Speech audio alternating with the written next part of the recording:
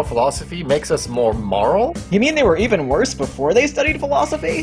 The Ethical Jerk, next time on Philosophy Talk.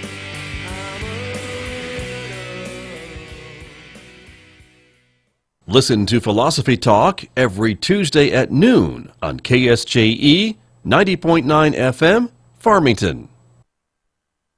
KSJE is supported by San Juan Regional Medical Center, here to meet your urgent and emergent medical needs, whether they are COVID-19 related or not.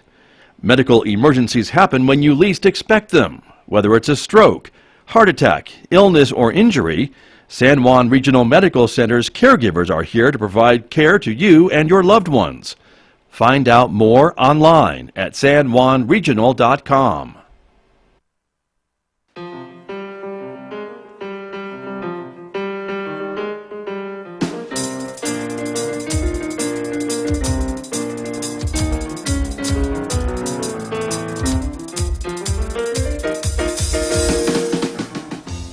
10 minutes past 8 o'clock. It is Monday morning, July the 27th. Good morning, everybody. I'm Scott Micklin, and thank you for tuning in to KSJE 90.9 FM, over the air, of course, in San Juan County. In Durango, Colorado, we're at 103.3 FM, and anywhere you are, we are at ksje.com. Welcome also to our viewers who are watching our visual radio program, streaming live to the KSJE Facebook page and YouTube channel. Welcome to you. We're glad that you're with us. Coming up in the next few moments, my guest this morning from Aztec Schools. We'll be talking about the start of school next month, of course, how things are changing day by day, and what the plans are for staff, students, and parents at Aztec Schools. It's coming up in the next few moments right here on KSJE. A bit of a programming note. Tomorrow at this same time, we'll be talking with Bloomfield Schools. And on Wednesday at this time, we're talking with Farmington Schools, all about their back-to-school plans this week on KSJE. So join us for that. Then at 8:50 this morning, it's our technology segment called Monday Reboot. I'll be talking with Lewis Campbell coming up later on this hour. Then at 9 a.m., it is our local information program about COVID-19. Jeff Bourgeois, the president and CEO of San Juan Regional Medical Center, will be joining Megan Cullip and I live on the program this morning. We'll also be talking with Danielle Sullivan from San Juan College. That's on the program today at 9. It is streaming live, video-wise, on Facebook and YouTube at 9, a rebroadcast on the radio this afternoon at 5:06 p.m. on KSJE. On the radio side of things at 9, our classical music program, Roving with the Arts. And Mick Hess is going to play some selections from Shostakovich coming up this morning on Roving with the Arts on KSJE. Well, let me turn to my guests who are here with me this morning, joining me via Zoom from his office in Aztec, New Mexico. Aztec School Superintendent Kirk Carpenter is on the line with us this morning. Mr. Carpenter, good morning. Good morning, Scott. Thank you for being with us. Great to see you. And also joining us on the program this morning is Tania Prokop, the Deputy Superintendent from Aztec Schools. And good morning to you. Morning, Scott. Good to see you, and thank you for joining us. And let me start by asking you, of course, you had all these plans, and your students and staff and parents were kind of ready for the plan as it was. And then on Thursday, the governor announced some new directives, and so those plans are kind of been shifted a little bit. And Mr. Carpenter kind of get us up to speed on where things stand now for Aztec Schools. Yeah, and before I get started, Scott, yeah. I just want to say thank you to all our first responders again. I think and some other people, but our first responders, our hospital folks. We have. I think a lot of people feel like they're inconvenienced, but these people, we talk about heroes, and in the light of what's happening, and I can't imagine what these families are going through. But just know our hearts go out to them. And a lot of these families have been disconnected for a long time. And we don't know when they'll be reconnected. We talk about unprecedented times and the new normal, and these people don't know what normal is right now. And we're fighting a different kind of fight on our side. But when you put things in reality, it doesn't pale in comparison to what they're going through. And so we just want to say thank you. And we haven't forgotten about them. They'll never be forgotten for what they're doing, because they're saving lives and trying to protect their own. So, and all the first responders that are doing what they're doing. So I just want to open up by saying that. because we are not done with this. We don't know when we will be. But we do want to say thank you, and the police and fire, everybody with the COVID, and then the other stuff that's happening in our country. We back the blue. We are. It's unprecedented in many respects what's happening in our country in many fronts. But we just appreciate everybody that serves and protects and what they're doing in our community and emergency management and all those folks. A lot of folks. Unbelievable what they're doing. You're exactly right. There's a lot of folks on the front lines of this in many different capacities, and we do thank them. And I think that might include our folks in education, too, who are really trying to make plans for the fall. And so I appreciate those comments, Mr. Carpenter. And our other schools, I'll tell you, the other, I've said it before, we are blessed to have the school systems we have up here, the way we're planning, we're talking. And I will open it up and say no matter what plan is put in place, it's not going to be the best plan for everybody. That's true. Right. But that being said, we are trying to do the best we can for everybody. We're trying to take all stakeholders' information take input, whether it's do the best we can for our students first and foremost, which is difficult because we had plans in place, and as you said, the governor came and said we're going to postpone things, and we have to trust the experts. Anybody that knows me knows that I have the competitive side of me, and as does Ms. Prokop. It's our former coaches that's in us, and I'm not going to say old. But we want our kids back. We want our kids back in schools. We want to get the face-to-face. That's the best thing for our kids. We've been without them a long time, and we know social, emotional side of that. That's what's best. Right. However, we have to trust what the experts are giving us, and they've given us a directive that we cannot start until at least after Labor Day, and we will want nothing more than have our kids back. We had a plan, and now it's been shifted, and so that's what we're going to do is we're going to shift our plan, and there's a lot that goes into that. What I want to do is commend our principals, and our teachers. That's where the real work is. We up here try to coordinate a lot of it. We're not top down from up here saying, here's what you're going to do. We do try to drive a lot of the direction intentionally to try to alleviate a lot of the work from our folks and try to give them ideas. But at the end of it, they have to run their schools the way they see the best way because they have to implement those plans. We want to support them, and I think I can speak for Ms. Prokop. When we get into these situations, we have to see ourselves as support staff in many respects. Try to give them the resources they need, the tools they need to make and carry out the best plans. Try to give them a plan. Absolutely. It's like anything else. You have to be a general when you get into these kinds of things. But we have to be very careful that we're not dictating this is exactly what you need to do and how you need to do it. Right. Because we don't live at their schools. And so as we transform our plan, because we had come up with a modified plan, we were going to do a hybrid model with the elementaries, bringing them in, and then delaying and doing a virtual model with our secondaries. And we wanted to do that so that we could make sure we could allocate the resources necessary, transportation, food service, cleaning, all that type of thing. See how this was going to roll out with the elementaries, see what kind of numbers we were going to get back, and then bring in the secondaries. One of the things, what happens in any community is you start having this, well, Farmington's doing this and Bloomfield's doing this. And one of the things I've tried to make very clear, even on some posts on Facebook, is every district's different. Every district has some resources. Every district has more resources. That includes physical resources. That includes human resources. And you're going to be able to do things differently to stay within the confines of the social distancing requirements. And so some districts are going to be able to do that. Farmington had said we're going 4 days a week. They may be able to do that based off some data, and we may be able to do that eventually. It depends on how many kids are coming back. But we had the philosophy, let's start small and grow it instead of starting big and have to shrink it. Because if you have a lot of people coming and you have to say, nope, you can't come to school because we're full, that's not going to go well. And that's not to discount what Farmington's doing. They obviously had some very good data. Everybody's doing data collection. And so there's just a ton of work that's gone on. There's a ton of work that has to be done still. And So it's that Gumby rule, as we call it in Aztec. We're going to be firm but flexible, and that's what we're asking parents to be. Again, we don't live in their world. We understand their story. It's difficult for them.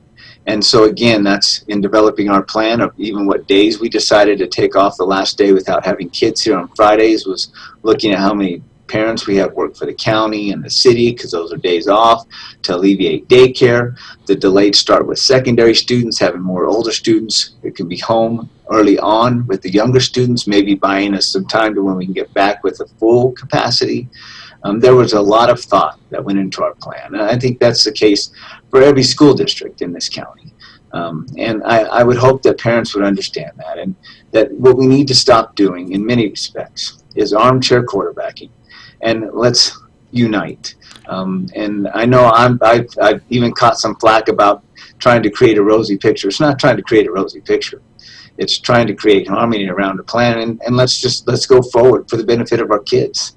Let's not sit at home and badmouth things in front of our kids. Our kids need us more than ever before.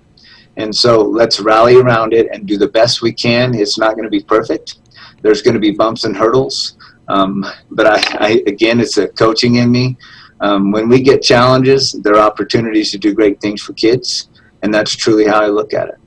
Very good, Mr. Carpenter. And I know that you had kind of surveyed your parents, right, about kind of how they wanted things to go or what their priorities were for back to school in the fall, and that's kind of what went into some of these plans that you have developed. Isn't that true? You and other districts, I think everybody was asking parents what they thought for the fall, right? We did, and when we looked at other surveys from other districts, we borrowed from some, and we did. We added 10 days, academic days, to our calendar. The legislature encouraged that. Did not mandate it, but they encouraged it. But when a legislature encourages that, you don't take advantage of it. You have to justify that. And with the lost learning time, we did. We asked parents what they thought, if they thought about the calendar. We asked our staff. We even asked students.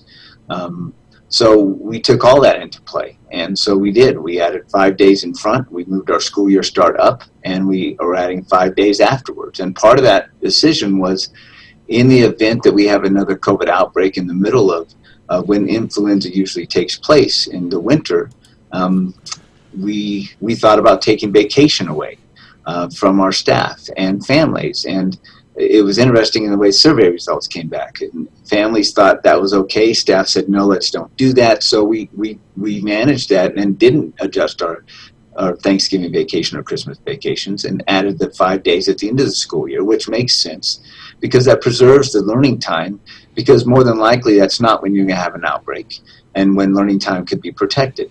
So we took all that input in, and we looked at it very carefully and adjusted our calendar accordingly. It didn't make everybody happy, and that's okay. I mean, if you've looked at Facebook, I'm not as popular as a first day hire, and that's okay. But we are honestly trying to make the best decisions. Nothing is to punish students ever. Adding 10 days is not a punishment. It's a get to. It's a get to because it's an opportunity to try to target skills, whether it's in the beginning or at the end, to do some boot camp ideas, to try to catch some kids up for a lot of lost learning time that we had last semester, and to try to do some things with what we're going to be faced with moving forward even this semester. There's a lot of foundational things, especially with our young kids, and that's why elementary kids are being prioritized as far as the reentry from the state level and a district level. So there was a lot of surveying, a lot of input. There's a lot of adjustments, and there'll be more to come. But again, I think the biggest thing we wanted to reiterate is let's just try to be as flexible as we can, and work together as much as we can, and we're going to have to more than ever before. Nobody likes what we're being faced with.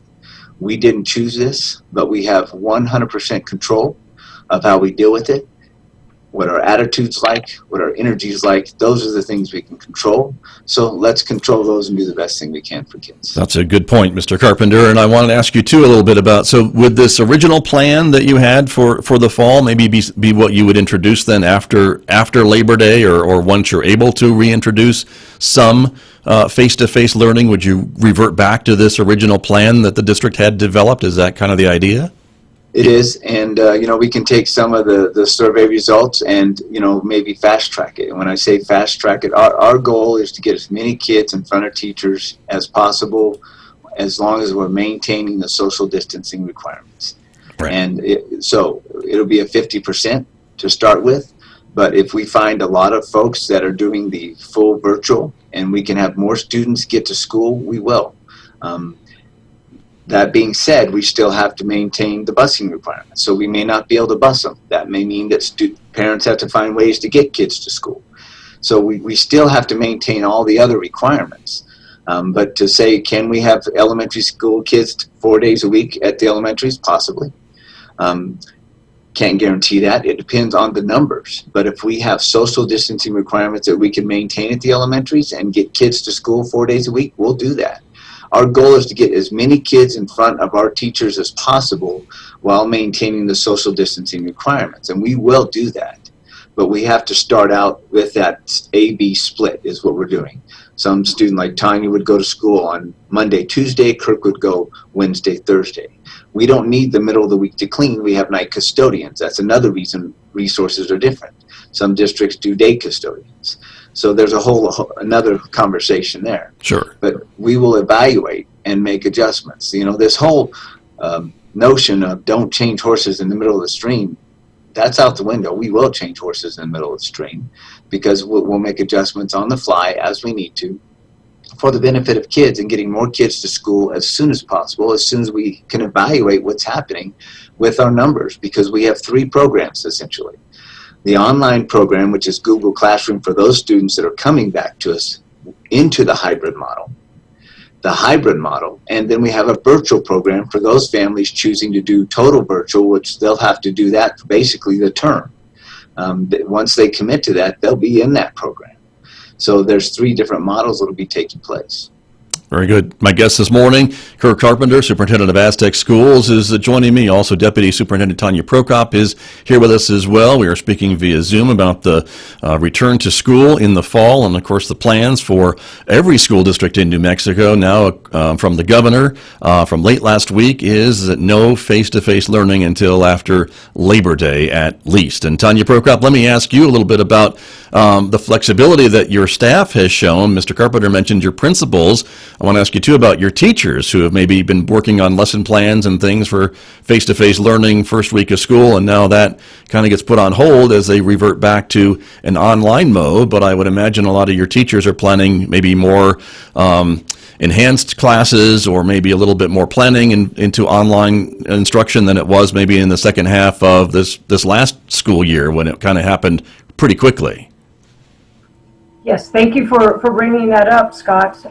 We ended the school year doing the best we could on such short notice, and with the resources we had, we really adapted quite well. So we've had the summer to kind of learn from some different things that didn't work so well. And so our principals and our instructional coaches and our teachers during the summer have been working to create virtual lessons using Google Classroom. And all of this is really a paradigm shift. It's all of a sudden having to take a look at the world in a new light and looking at instruction in a new light. And what does that, it's something that teachers weren't really trained at. When we went to school to become teachers, it's not really taught how to do it virtually through Zoom or anything. And so you have to give kudos to the staff willing to change and willing to look at doing things differently. And so all summer long, they've created these virtual lessons. And that's how we'll start the year with the new act or the new order that the governor's pushed out. So a lot of that will be done virtually and then using Zoom as well and maybe Google Meets. And then, as Kirk talked about, there's that hybrid that we're going to be doing once we're released to do that. And then the third option will be for folks that want to do school online. And there's going to be a commitment there. And our instructional office with Ms. Engelhardt has looked at some different curriculums, and the district has adopted a curriculum to be used for online. And again, a commitment will happen. So it's really been this idea of just shifting and doing this paradigm shift and recreating things to be presented in a different way. Stephen Covey talks about 7 habits of highly effective folks, and he talks about a lot about habits. He talks about there's 21 days in a row that you need to do for this new action to become a habit. And I think that's what, and I know that Aztec isn't the only one, but it's educators overall are looking at creating these new habits and a new way of kind of doing business for what's going to be best for our kiddos and what's going to be really good and safe for the staff themselves. Sure. Very, very true. That's very true. And Mr. Carpenter, I want to go back to you from your coaching years and talk a little bit about school sports, because that's another thing that's been kind of up in the air this year, and so a lot of your student athletes and coaches are having to kind of rework their schedules as well a little bit too, with these public health orders and some of the COVID safe practices that the governor has been talking about. And I know your coaches, I imagine, have had a lot of input too, and had to be kind of nimble on their feet to change things around a little bit as these things come out, correct? They have been, and I'm fortunate to serve on the New Mexico Activity Association Executive Board, and commend Sally Marcus. We are blessed to have her as a director. She and her group down there have done a great job. Their goal is to have kids play, and they've had to postpone some things. And we're going to have spring football probably for the first time, maybe in the history of New Mexico. But the intent is to try to get every kid out there on a field, and not just to play, but to compete for a state championship, because that's what kids want to do. And so all the sports have been pushed back. We'll have volleyball, golf, and cross country this fall, but those sports will not start or commence until we're into a hybrid model. And so they'll be pushed back, but everything else will be pushed back into the spring. And there'll be about 10-week seasons. There'll be a little bit of overlap, but the idea is to try not to have kids have to choose between sports. Baseball will actually be in track, will extend into the summer.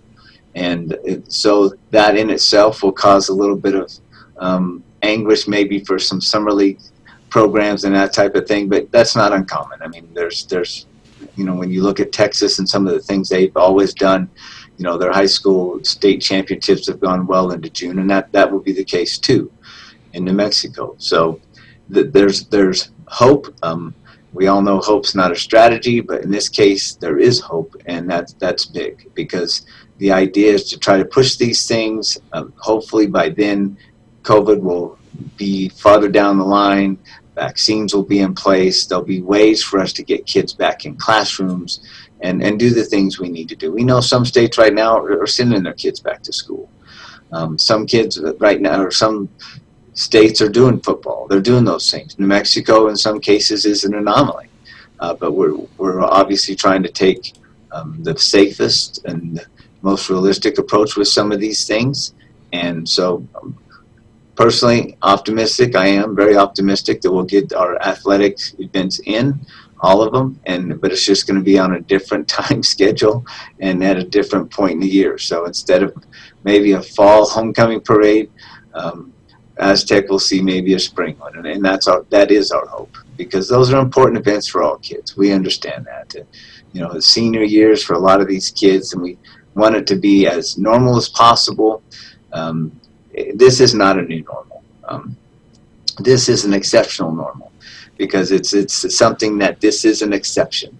And so we're not going to term the phrase new normal, because this isn't going to be something that happens from now on.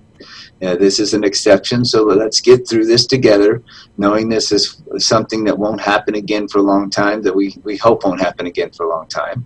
But we just need to adjust. And to me, it's a huge life lesson that we're going to get to learn from. It can build some great resilience, some tolerance, some grit. And I think those are the things we've got to grab onto as a society right now. And again, not to get on the political side of things, but I think that this can be something that our kids can grow from, and we need. And so I find the positive in some things. You have to. There's so much negative out there that if we dwell on it, we can have a pity party. We don't have time for that. We just got to find some positives, hang on to them, and let's get better from this, because we have a choice to do that. And sports-wise, that's going to bring some good things for our kids, and they need it. Activities as well. Some activities may not continue. I think, bands and choirs are going to be tough just because of the nature of what, you're expanding stuff out of your mouth. So that's tough. Very true. Very true. And you mentioned the exceptional normal, and I think we have seen some of that at school districts around the state, around the nation, with your graduations that you had earlier this year, of course, and some of the other new things that happened, like the diploma pickup and the kind of travel through the city of Aztec and things along that line, and more online things that allowed relatives from far away to join with the students to celebrate with them in a way that maybe they weren't able to before. So when we talk about looking for the positives, I think those are some of the positive things that have come out of this a little bit.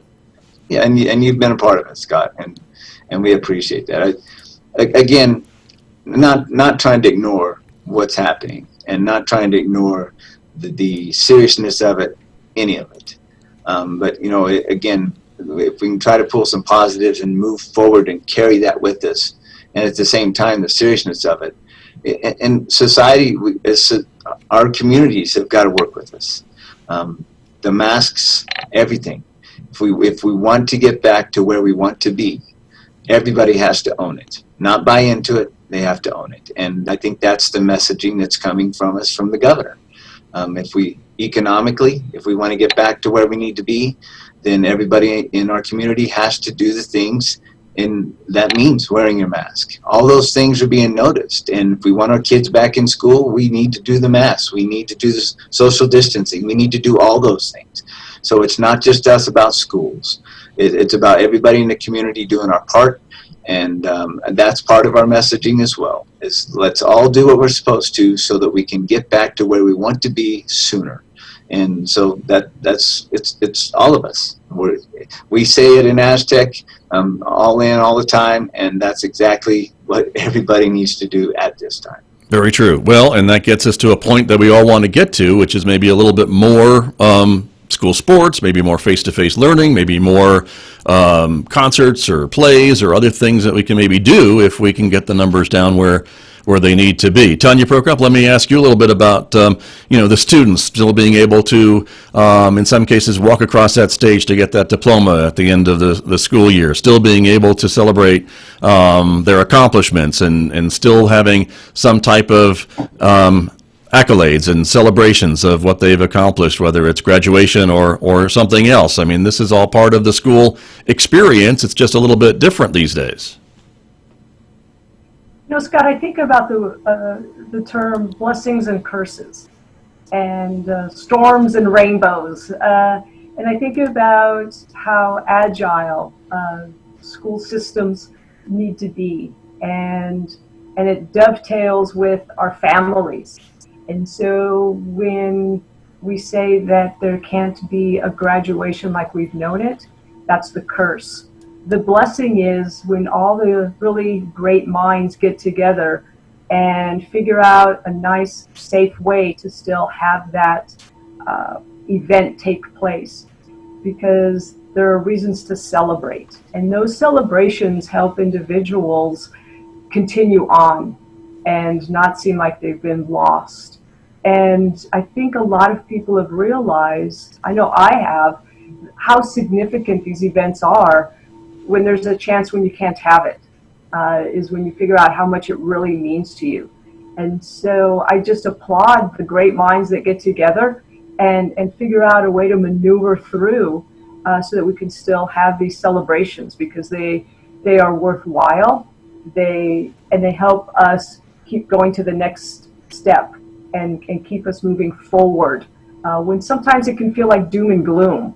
So I know that over the weekend I got to watch some sports on television, and that just helped my emotions, hooting and hollering at the TV. It was odd because there were no fans in the stands. I was watching a National Women's Soccer League championship game. And so, but those kind of things really uplift us, and participants or people that are viewing or taking part of it, it helps uplift us, and it helps us get to the next level. Very true. Well, and very true. And I think that's important. And moving forward is important as well. Mr. Carpenter, we just have a couple minutes remaining this morning. I know, folks, your parents are engaged with Aztec schools. I know your Facebook page and the district website is releasing information as things may be updated or changing, but that is probably the best way, and through your communication program that you send out to your parents to make sure their information is up to date, I guess, is another way to make sure they're in the loop as these things get announced? That is, and we'll do robocalls, and we are sending out those calls. We'll do our website, word of mouth. We're trying to do the best way we can to reach out. We're going to do some tutorials for technology to parents. We're rolling out a 1-to-1 this year, 4 through 12. We'll be rolling down other devices that won't be brand new, but there will be devices out to the younger. We feel like we did a good job in the last 9 weeks of last year, but we know we have to do a much better job, and that's been echoed to our administrators. And that's not a knock on teachers. They did an outstanding job, but we also know that we can't do the same kind of job. We have to do better, but that's the business we're in. We always want to do better. Every day has to be better than the last day. That mentality of every day's game day. I've said it, we say it, that's the truth. We know, we feel, we hear, we feel the pain of the parents of what they're fighting with daycare issues. We're going to be meeting with daycares in our community this week. We're trying to find ways to alleviate some of that. There's, again, so much out there. We'll be communicating. We will do everything we can to make this the best we can for everybody. And I think that's just, if anything else, I hope that they can feel that from us. That it's not idle statements. We're not trying to pacify them. We're not ignoring their story. We do not live in their household, so I don't want for a second to say I understand their pain and the agony they're going through. I won't say that. But what I will say is we'll do everything we can to try to make this as easy as we can for them, and do everything we can to take care of their kids to the best of our ability. It's a crazy time, unprecedented. I know that's overused, but there's no other word to use. We do feel their pain, not to their extent because we're not in their household.